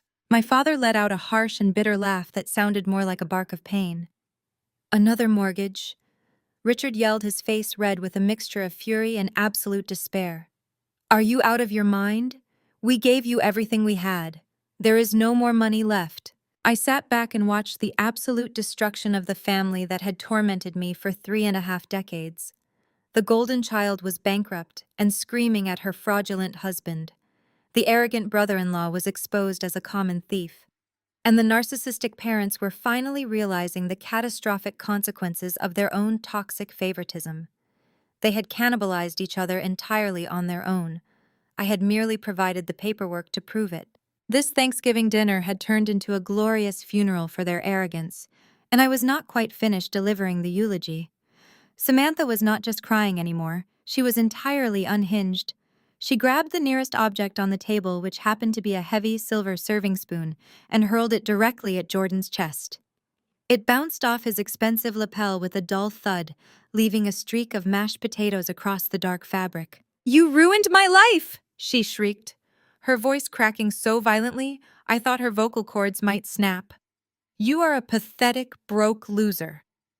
Jordan scrambled backward, tripping over the legs of his chair and crashing hard onto the hardwood floor.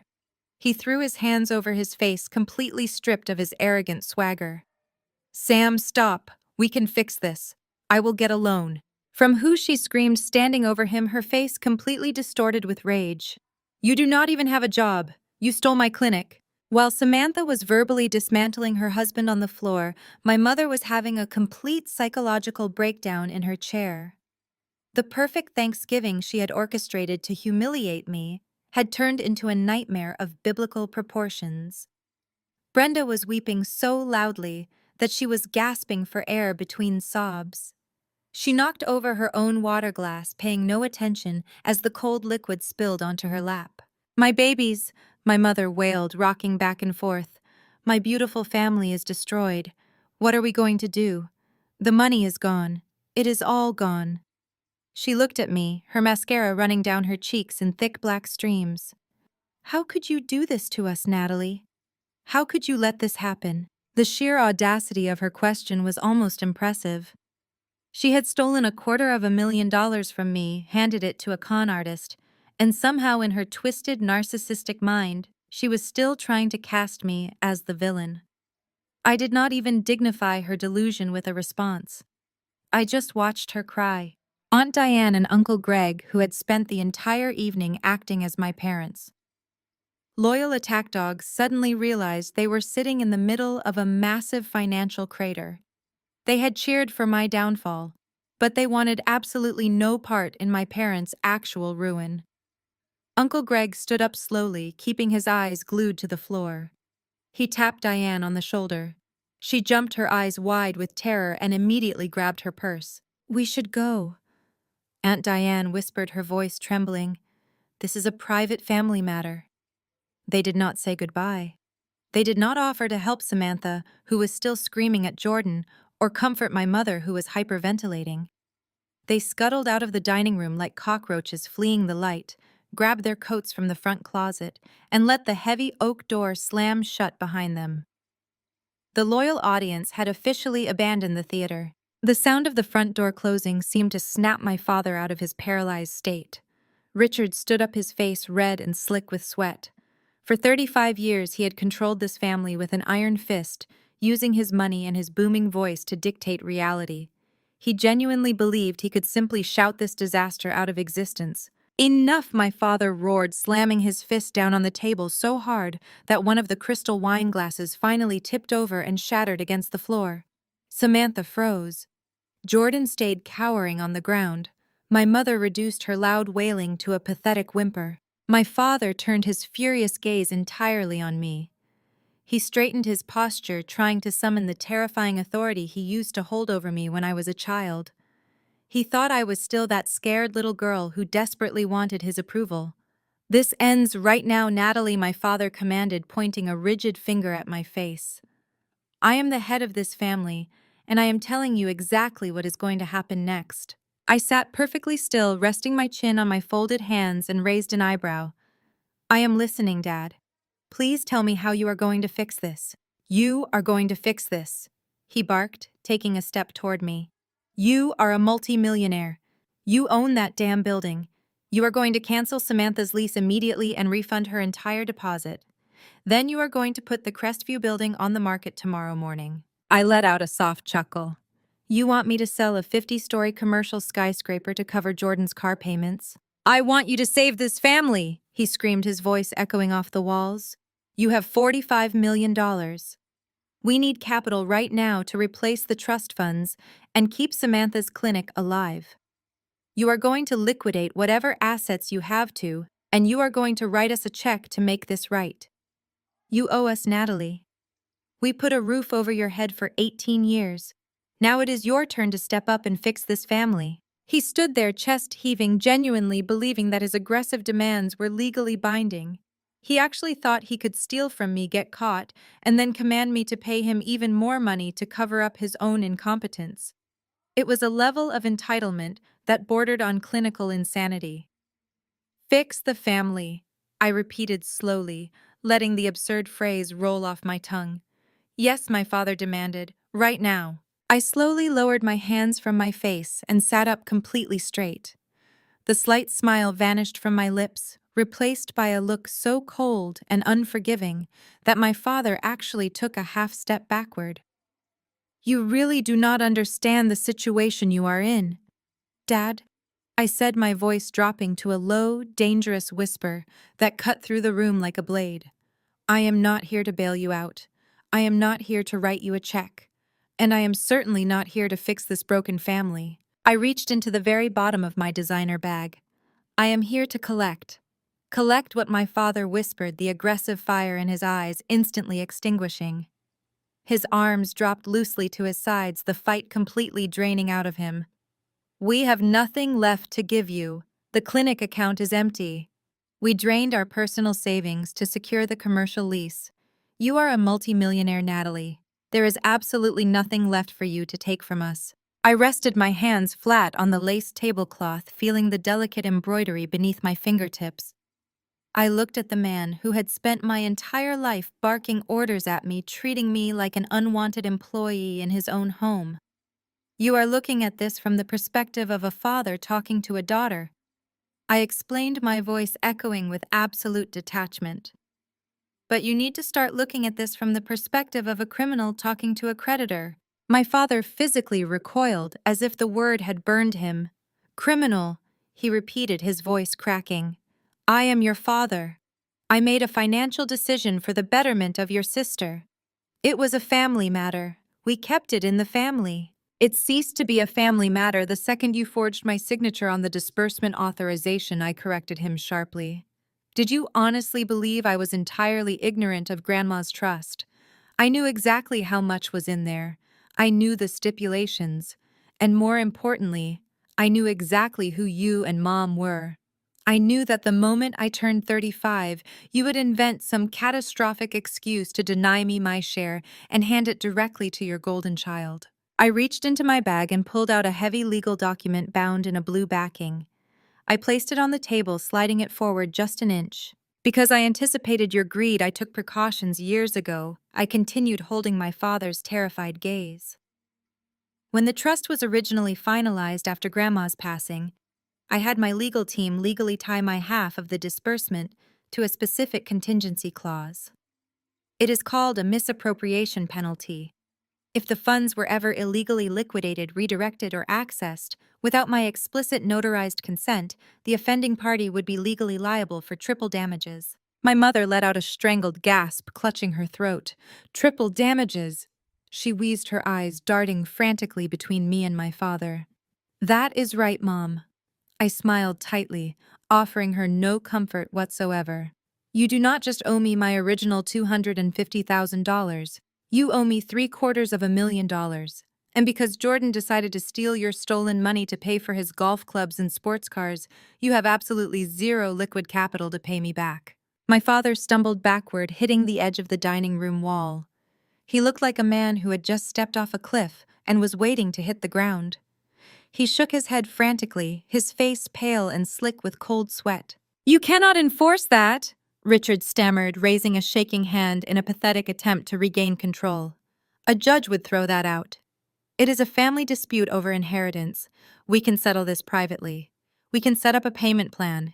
You cannot sue your own parents for triple damages over a simple misunderstanding. I stood up from my chair. I rose slowly and deliberately, making sure I commanded every single inch of the silent dining room. I looked my father dead in the eye. The time for him treating me like a naive child was permanently over. It is not a misunderstanding, Dad, I said, delivering the fatal blow with absolute precision. And it is no longer just a civil dispute. I paused, letting the silence stretch just long enough to make his heart pound against his ribs. When you authorized the bank to move my inheritance, you did not just hand Samantha a briefcase full of cash. I explained, laying out the reality of his crime piece by piece. You ordered an electronic transfer from a protected trust account located in Delaware directly into a commercial LLC operating account in Illinois. You moved stolen capital across state lines using telecommunications to fund a fraudulent business enterprise. I watched his jaw drop. I watched the horrifying realization dawn on his face as he finally understood the sheer magnitude of the trap he had walked blindly into. He was not a sophisticated investor. He was an arrogant man who thought the rules did not apply to him. You did not just steal my money, Dad, I told him, my voice ringing with terrifying finality. You committed federal wire fraud. The dining room was so quiet I could hear the faint ticking of the grandfather clock in the hallway. My father stopped breathing. He stared at me, his eyes wide and bloodshot, his mind desperately trying to find a loophole that simply did not exist. My legal team filed the lawsuit at exactly 9 o'clock this morning. I announced, dropping the final anchor that would sink their ship. The paperwork has already been processed by the federal court. By Monday morning, your accounts will be entirely frozen pending investigation. The authorities will audit everything. They will look at the forged signatures. They will look at Jordan's illegal withdrawals. They will tear your entire financial life down to the studs, and you will have absolutely nothing left to hide behind. My father collapsed. He did not literally fall to the floor, but his legs gave out and he dropped heavily back into his dining chair. He buried his face in his trembling hands, letting out a sound of pure, unadulterated defeat. There was no more yelling. There were no more empty threats about disowning me or commanding me to fix the family. He was completely and utterly broken. Samantha was sitting perfectly still, staring blankly at the wall, as if her brain had simply shut down to protect her from the trauma of her own reality. Her husband was a thief, her shiny new clinic was bankrupt, and her parents were facing federal prison, all because they had tried to elevate her by crushing me. "You are a monster," my mother whispered. She did not yell it. She said it with a chilling, hollow tone, staring at me as if she were looking at a stranger. "You are going to send your own parents to prison. You are destroying us." I looked down at the woman who had spent 35 years making me feel completely worthless. I looked at the woman who had proudly introduced me to her friends and family as the maid just an hour ago. "I am not destroying you, Mom," I replied softly. "I simply stepped out of the way. and let you destroy yourselves. I turned away from my father, who was still slumped in his chair, paralyzed by the looming reality of a federal investigation. My mother had pushed herself away from the table and was now on her knees on the hardwood floor, sobbing so hysterically that her words were barely coherent. She crawled forward, reaching out with her trembling hands to grasp the hem of my dress. "Natalie, please!" she begged, her voice raw and broken. "I am so sorry. We were wrong. We were so wrong. Please do not call the authorities. We will figure this out. We will pay you back every single penny, I promise. Just do not send your father to prison. We are family. You cannot do this to your own family." I looked down at her hands gripping my clothes. I did not pull away. I simply stared at her, feeling absolutely nothing. For 35 years, I had craved her approval. I had wanted her to look at me the way she looked at Samantha, with pride and unconditional love. But watching her beg me now, I realized that I did not want her love anymore. It was toxic, manipulative, and entirely transactional. I reached down and gently pried her fingers off my dress. I stepped back, creating a physical distance between us that mirrored the emotional wall I had built. "We are family," I repeated softly, echoing her desperate plea. "That is an interesting word, Mom. Family." I looked up at the head of the table where she had stood just over an hour ago, holding her crystal wine glass and smiling while 17 people laughed at my expense. "Do you remember your lovely Thanksgiving toast?" I asked her, my voice ringing clear and steady over the sound of her crying. "One daughter is a doctor saving lives. The other is a maid scrubbing toilets. That is how you described your family to a room full of people." My mother flinched, closing her eyes as if the memory physically pained her. "You loved that narrative," I continued, my tone entirely devoid of pity. "You loved putting me down to elevate her. You enjoyed humiliating me. Well, Mom, you were right about one thing." I leaned down slightly, making sure she heard every single syllable. "The maid is here to clean house." My mother let out another agonized wail and buried her face in her hands. There was no getting through to me, and she finally knew it.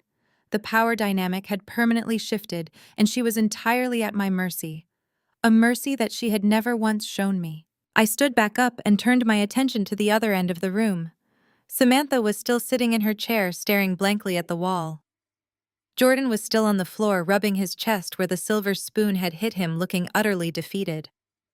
They were a portrait of absolute ruin. I reached into my bag one last time. There was only one document left in the sleek black leather folder. I pulled out a crisp white envelope. I walked slowly around the long oak table, my heels clicking softly against the hardwood floor. Every step sounded like a ticking clock in the silent room. I stopped right next to Samantha. She did not look up at me. Her eyes were red and swollen, her perfect blonde hair completely disheveled. She looked like a ghost of the arrogant golden child she had been just a few hours ago. I placed the white envelope on the lace tablecloth right next to her untouched plate of turkey. "That is for you, Samantha," I said quietly. She stared at the envelope for a long time before her trembling hand reached out to pick it up. She did not open it. She just held it, staring at her name printed in bold black ink across the front. "What is it?" she whispered, her voice completely hollow. "It is your formal 48-hour eviction notice," I informed her, delivering the final blow to her shattered empire. "You defaulted on your commercial lease and your guarantor is completely insolvent. According to the terms of the contract you signed, Crestview Holdings has the right to immediately terminate the agreement and take possession of the property." Samantha squeezed her eyes shut, a fresh wave of tears spilling down her cheeks. "You have until Saturday night to clear your medical equipment and personal belongings out of my building." I continued, showing her exactly zero leniency. "My security team will be waiting in the lobby. If you are not completely out by midnight on Saturday, the locks will be changed. Anything left inside the clinic will be considered abandoned property and will be auctioned off to cover your unpaid late fees." She did not argue. She did not scream or threaten to sue me like she had earlier. She simply nodded slowly, her spirit completely broken. She finally understood that I held all the cards, and there was absolutely nothing she could do to change the outcome. I looked at Jordan, who was staring at the eviction notice from his position on the floor. "I suggest you help her pack, Jordan," I told him coldly. "It will give you something to do on Monday morning, instead of pretending to go to work." He looked away, unable to meet my eyes. The humiliation was absolute. I took a step back, surveying the dining room one last time. The scene was apocalyptic. The expensive Thanksgiving dinner was ruined, the food cold and untouched. The wine was spilled, the crystal glasses shattered. The family that had spent decades making me feel small and insignificant was now completely destroyed by their own greed and arrogance. There was nothing left for me to say. I had delivered the truth, and the truth had burned their house of lies straight to the ground. I picked up my designer tote bag, making sure the clasp was securely fastened. I did not say goodbye. I did not offer any parting words of comfort. I simply turned my back on them and walked out of the dining room. I walked down the long hallway past the family portraits that I had never truly belonged in. I opened the heavy oak front door and stepped out into the crisp, cold November air. The wind hit my face, smelling of pine needles and impending snow. I took a deep breath, filling my lungs with the sharp, clean air. It was the first time in 35 years that I felt completely and utterly free. My hand was resting firmly on the heavy brass handle of the front door when I heard the frantic, heavy footsteps stomping down the hallway behind me. The cold November wind had just begun to brush against my face, offering a brief taste of freedom, but my father was not quite finished. He was not a man who could easily accept defeat, and he certainly could not stomach the idea of his disgraced daughter walking away on her own terms. "Natalie, stop right there!" my father bellowed, his voice cracking wildly as it echoed off the high ceiling of the grand foyer. I paused. I did not close the door, but I turned around slowly to face him. Richard was standing at the edge of the hallway, blocking the entrance to the dining room. His face was a terrifying shade of crimson, the veins in his neck bulging so intensely I thought they might burst. He was breathing heavily, his chest heaving under his expensive dress shirt. My mother and Samantha were huddled together behind him in the dining room archway, watching the final showdown with wide, terrified eyes. "You are not just going to walk out of here after what you just did," my father screamed, pointing a rigid, shaking finger directly at my face. "You are not going to destroy this family bankrupt. Your sister threatened me with federal prison and then just casually walk out the door like nothing happened. I will not allow it." I stood on the threshold, 1 foot inside the suffocating house and 1 foot outside in the freezing reality. "What exactly are you going to do to stop me, Dad?" I asked quietly. The question seemed to push him completely over the edge. He had lost his financial leverage, he had lost his moral high ground, and he had lost his golden child's future. The only weapon he had left in his arsenal was the emotional manipulation he had used to control me since I was a little girl. "I am disowning you," he roared, taking a threatening step forward. "Do you hear me? You are completely and officially dead to me. As of this exact second, you are no longer my daughter.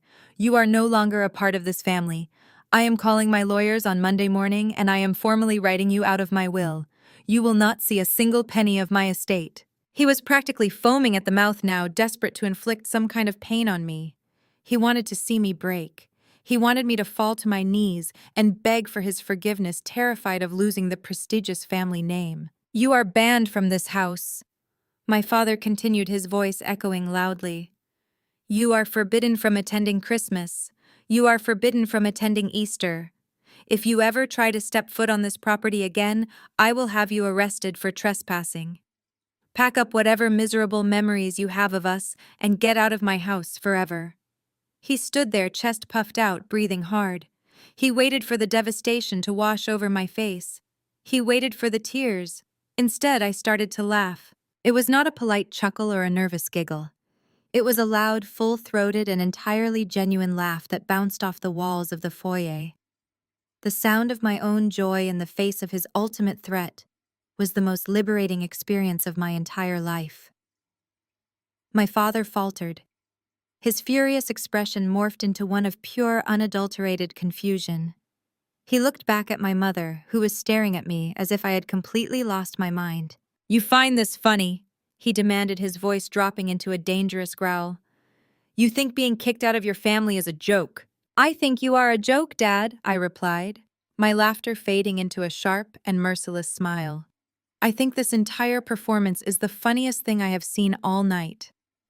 You are standing there red-faced and sweating, threatening to write me out of a will that currently has a negative balance.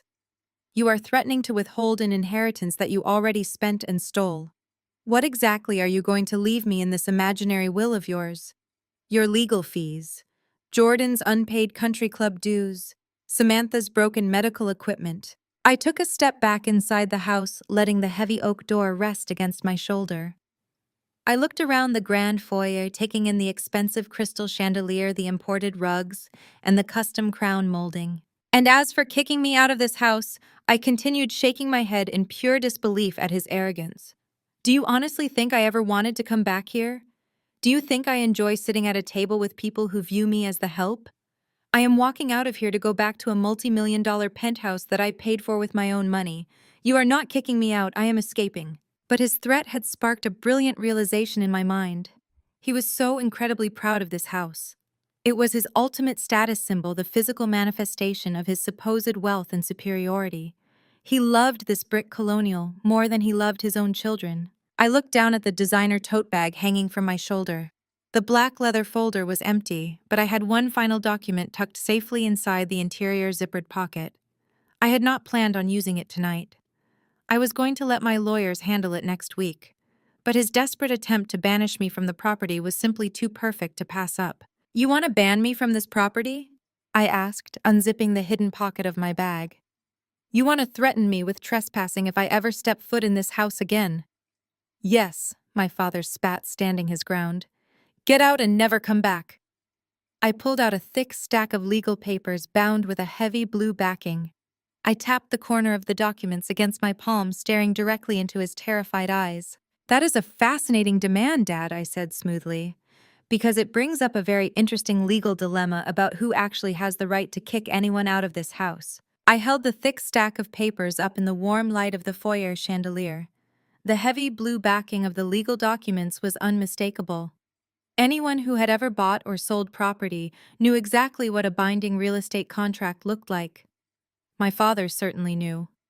His eyes locked onto the papers, and the aggressive red-faced fury that had been fueling him suddenly flickered and died, replaced by a deep and primal apprehension. You see, Dad? I said, taking a slow step toward him, closing the distance he had tried to create. When you and Mom realized that the $250,000 you stole from my trust fund was not going to be enough to cover Samantha's ridiculous demands, you panicked. She wanted imported Italian marble in her waiting room. She wanted custom soundproof glass and top-of-the-line medical lasers. She burned through that stolen cash faster than you could track it. But you could not say no to your golden child. You could not bear to look her in the eye and tell her that her shiny new empire was out of budget. My father swallowed hard. He did not say a word. He just stared at the blue-backed papers in my hand, his chest rising and falling in shallow, panicked breaths. My mother let out a small, terrified whimper from the dining room archway, realizing exactly what financial transaction I was about to expose. So you made another brilliant financial decision to protect her fragile ego, I continued, my voice echoing clearly off the custom crown molding of the grand hallway. You decided to take out a massive second mortgage on this beautiful brick colonial house. You leveraged the very roof over your heads to give her a little extra spending money. I looked around the grand foyer, gesturing to the expensive imported rugs, the antique console table, and the sweeping mahogany staircase. You love this house, I noted, looking back at my father. It has been your ultimate status symbol for 30 years. It is your fortress. But traditional banks are very slow, are they not? They require mountains of paperwork, extensive underwriting, and they ask far too many questions about where the initial capital came from. You did not have time for a traditional bank. Samantha needed her clinic funded immediately so she could brag to her friends. I tapped the legal documents against my palm again. So you went to a private commercial lending firm, I explained smoothly. A firm that specializes in rapid, high-interest cash injections for wealthy clients who need liquidity fast. You found a firm called Apex Capital Partners. They approved your second mortgage in less than 48 hours with minimal underwriting, and they wired you the cash. You thought you were a financial genius. You thought you had outsmarted the system. My father's face had gone entirely gray. The name of the lending firm hung in the air between us. He had just heard the name Apex 10 minutes ago when I revealed the true scale of my wealth. His brain was desperately trying to reject the connection, but the truth was already sinking its teeth into him. Apex Capital. My father whispered, his voice sounding like dry leaves crushing underfoot. That is right, Dad.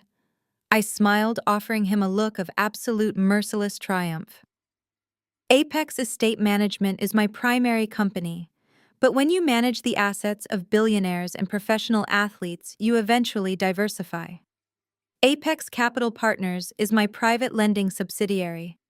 I am the founder, I am the CEO, and I am the primary shareholder. I stepped right up to him and pushed the stack of legal papers firmly against his chest. He instinctively brought his hands up to grab them, holding his own financial execution warrant. When you signed that second mortgage agreement, you did not borrow money from a faceless corporation, I told him, dropping my voice to a terrifyingly quiet whisper. You borrowed money from me. I own the debt on this house. My father looked down at the papers in his hands. His eyes scanned the front page, seeing his own signature sitting right below the corporate letterhead of my subsidiary. His knees literally buckled. He stumbled backward, hitting the mahogany banister of the staircase to keep himself from collapsing onto the floor. Richard, my mother screamed, running forward from the dining room. She grabbed his arm, her face completely stained with mascara and tears. What does this mean? Richard, tell me what this means. It means we are finished, Brenda, he choked out, not even looking at her. He kept his eyes glued to the documents, his entire body trembling violently. I took a step back, giving them the space to fully process their destruction. I wanted them to feel every single ounce of the panic they had earned. It means that your entire financial portfolio is tied to a failed commercial asset, I explained loudly, making sure Samantha and Jordan heard every word from the other room. You took out this massive loan assuming the clinic would generate enough revenue to cover the monthly payments. But as we just established, the clinic account is empty because Jordan stole the operating capital. Samantha is defaulting on her lease. She has zero income. I looked at my sister. She was leaning against the doorframe, her face pale, a look of profound horror washing over her as she finally realized that her vanity project had just cost our parents their home. Your first mortgage payment to my lending firm is due next Tuesday, I announced to the room. And I know for an absolute fact that you do not have the liquidity to pay it. Your accounts are drained. Your assets are tied up. You are going to default on this loan, Dad. My father slowly slid down the mahogany banister until he was sitting on the bottom step of the staircase. He looked like a hollow shell of the terrifying patriarch he had been just hours ago. He was a broken, bankrupt old man. And according to the aggressive terms of the private lending contract you signed without reading properly, I continued showing absolutely no mercy. A default allows the holding company to immediately begin foreclosure proceedings. We do not offer grace periods. We do not offer payment plans. We take the collateral. I looked down at him, my shadow falling over his defeated frame. So let us revisit your earlier threat, Dad, I said, crossing my arms over my chest. You told me I was banned from this property. You threatened to have me arrested for trespassing if I ever stepped foot in this house again. You wanted to kick me out. I let out a soft, satisfied breath, feeling the absolute closure of a 35-year war. You cannot kick me out of this house, I told him, the finality of my words ringing like a death knell in the grand foyer. Because as of next week, I am the one taking the keys. I own your debt. And very soon I will own this house. You have absolutely nothing left to threaten me with. You have nothing left to disown me from, I told him, my voice ringing with absolute terrifying clarity in the grand foyer. I own the clinic. I own the debt. And when you default on this mortgage next Tuesday, I own the roof over your heads. I delivered that final reality check without raising my voice. I did not need to shout. The sheer gravity of those words carried enough weight to crush whatever tiny shred of defiance my father still possessed. He did not argue. He did not threaten me. He simply stared at the floorboards, his shoulders slumped, completely broken by the inescapable prison he had built for himself. The silence that followed was not just quiet. It was a suffocating, absolute silence that pressed down on the entire house like a physical weight. Just 2 hours ago, this home had been filled with the roaring laughter of 17 people. 17 family members who had eagerly joined in to mock me, to belittle me, to toast to my supposed failure as a lowly maid. Now the ghosts of their cruel laughter were entirely gone, replaced by a deafening void. The loyal audience had fled, leaving only the primary architects of this disaster to sit in the ruins of their own arrogance. I slowly walked back toward the arched doorway of the formal dining room, taking one last look at the battlefield. The Thanksgiving table was a portrait of total devastation. The massive roasted turkey sat entirely untouched in the center of the table, the meat now cold and congealing on the expensive silver platter. The warm, inviting smell of sage stuffing and cranberry sauce had faded, replaced by the sharp, bitter scent of spilled alcohol and sheer panic. The gravy boat that I had been holding when my mother delivered her humiliating toast sat exactly where I had placed it, the porcelain now cold to the touch. The crystal wine glasses, normally polished to perfection, were scattered and abandoned. One lay shattered on the hardwood floor, a casualty of my father's brief and useless temper tantrum. The dark red wine Jordan had spilled earlier had completely soaked into my mother's prized Italian lace tablecloth. It had spread across the delicate white fabric, staining it permanently, looking exactly like a fresh open wound that would never wash out. No one was eating, no one was drinking. The feast they had prepared to celebrate their superiority had turned to ash in their mouths. I looked at my mother. Brenda was still kneeling on the hardwood floor near the edge of the dining room rug. The hysterical sobbing that had consumed her just moments ago had completely dried up. She was in a state of profound paralytic shock. She looked around at the vaulted ceilings, the custom crown molding, and the expensive antique furniture that defined her entire existence. She realized that she did not own any of it anymore. She had traded her safe, secure life to fund a fraudulent clinic, and she had handed the deed to her house directly to the daughter she despised. She looked at me, her eyes vacant and hollow, realizing she would soon have to pack her expensive china into cardboard boxes. I shifted my gaze to Samantha. The golden child was still leaning heavily against the doorframe, clutching the white envelope containing her 48-hour eviction notice. Her perfect posture was gone. Her arrogant smirk had been permanently erased. She looked at our parents, realizing with crushing clarity that she was the direct catalyst for their homelessness. Her demand for imported Italian marble and soundproof glass had literally cost her parents their home. The crushing weight of her own vanity was finally breaking her back. She was bankrupt, her marriage was a sham, and her clinic was dead before it even opened. And then there was Jordan, the man who had loudly bragged about his old money connections, the man who had threatened to have his elite legal team bury me in federal court, was still sitting on the floor where he had tripped over his own chair. He was picking nervously at the mashed potatoes Samantha had thrown at his custom suit. The arrogant investment banker had been stripped down to his actual identity. He was an unemployed thief, drowning in debt, completely irrelevant and entirely powerless. Their arrogance had been entirely eradicated. There was no more name-calling. There were no more threats of disownment. There were no more lectures about high-level capital or asset allocation. The toxic superiority they had wielded like a weapon for 35 years had been completely neutralized by hard, undeniable facts. I stood there for a long moment, breathing in the silence.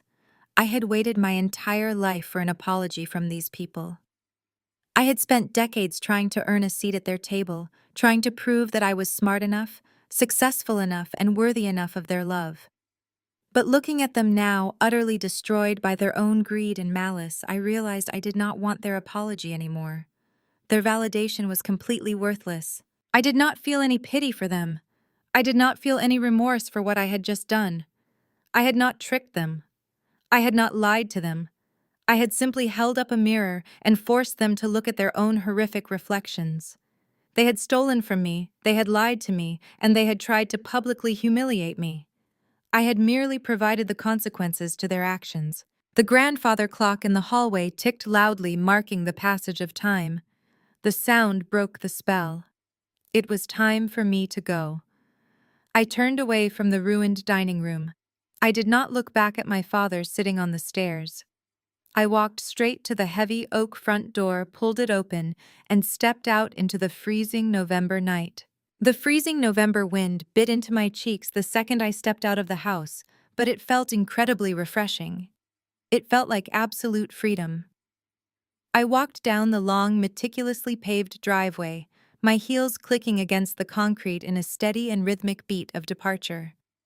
Nobody opened the heavy oak door to chase after me. Nobody screamed my name into the night. The oppressive, suffocating silence of that brick colonial house was finally locked away behind me forever.